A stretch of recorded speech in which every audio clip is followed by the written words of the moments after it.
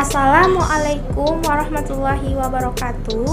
Hai teman-teman semuanya, perkenalkan nama saya Oktari Nelsi, kelas 6C Manajemen, jurusan Pendidikan Ekonomi, Fakultas Tarbiyah dan Keguruan, Universitas Islam Negeri Sultan Syarif Kasim Riau. Baiklah, di sini saya akan menjelaskan tentang materi perdagangan internasional. Adapun tujuan pembelajaran dari materi perdagangan internasional ini, yang pertama yaitu menjelaskan pengertian dari perdagangan internasional tersebut. Yang kedua yaitu menjelaskan faktor-faktor apa saja yang mempengaruhi perdagangan internasional.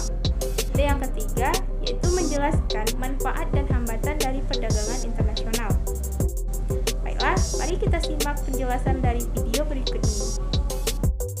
Nah, setiap negara pasti memiliki potensi sumber daya alam yang berbeda-beda.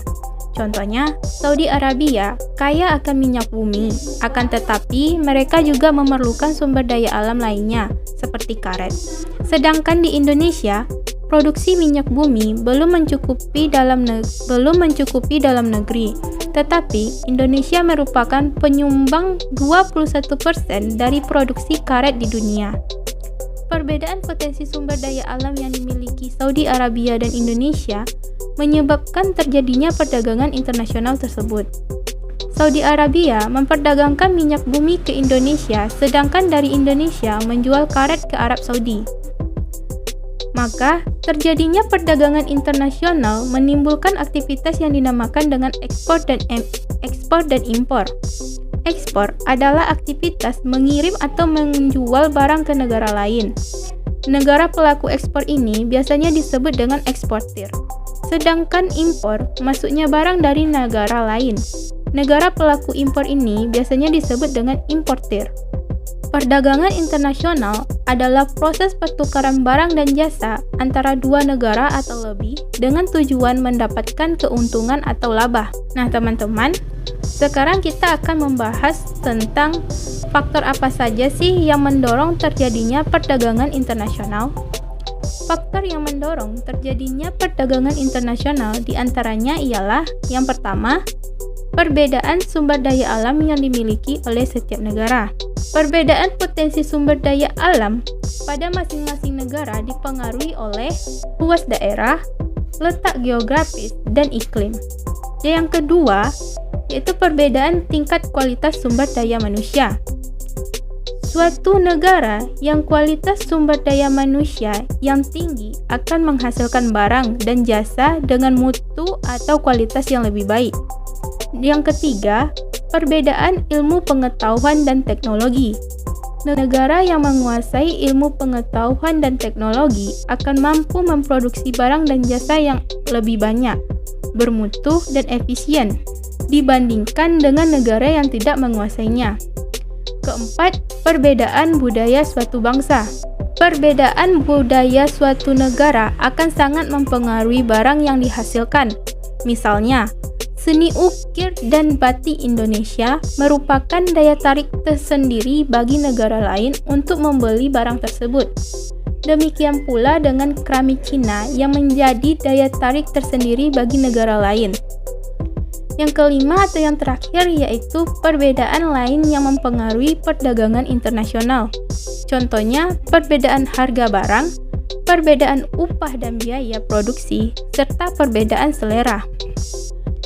Nah, selanjutnya kita akan membahas tentang manfaat dan hambatan perdagangan internasional.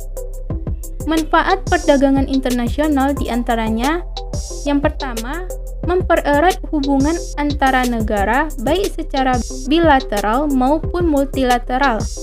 Yang kedua, setiap negara dapat memenuhi kebutuhan barang dan jasa. Yang ketiga, pendapatan negara meningkat melalui perolehan devisa dari hasil ekspor. Keempat, dapat memperluas lapangan kerja. Kelima, mendorong kegiatan produksi. Yang keenam, yaitu mendorong kemajuan ilmu pengetahuan dan teknologi di masing-masing negara. Nah, di samping manfaat yang dapat diperoleh dari perdagangan internasional, maka ada pula beberapa hambatan yang terjadi dalam perdagangan internasional. Yang pertama, harga barang luar negeri yang lebih murah dari hasil produksi dalam negeri. Mengapa sih harga barang luar negeri lebih murah?